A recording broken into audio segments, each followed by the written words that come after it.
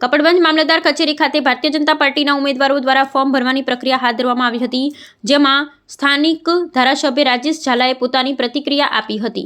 ભાજપના ઉમેદવારોએ મોટી સંખ્યામાં ટેકેદારો અને કાર્યકરો સાથે રેલી સ્વરૂપે મામલતદાર કચેરી પહોંચી વિધિવત રીતે ફોર્મ ભર્યા હતા।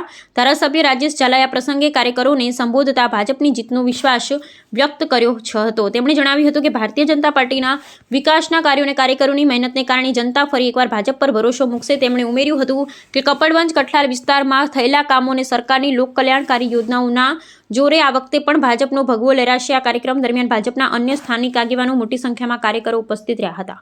સમગ્ર ગુજરાત રાજ્યની અંદર સ્થાનિક સ્વરાજની ચૂંટણી છે। આજે ફોર્મ ભરવાનો અંતિમ દિવસ હતો, ત્યારે ખેડા જિલ્લાની કપડવંજ નગરપાલિકા, કઠલાલ નગરપાલિકા, ફાગવેલ તાલુકા પંચાયત અને કપડવંજ વિધાનસભા વિસ્તારની ફાગવેલ સાથેની 11 જિલ્લા પંચાયત સીટ માટે ઉમેદવારોએ ઉમેદવારી પત્ર નોંધાવ્યો છે। ત્યારે અમને સંપૂર્ણ ભરોસો છે કે કપડવંજ વિધાનસભા અને ફાગવેલ તાલુકાની જનતા બંને નગરપાલિકા, તાલુકા પંચાયત અને તમામ જિલ્લા પંચાયત સીટમાં ઐતિહાસિક વિજય અમારા ઉમેદવારોનો થવાનો છે।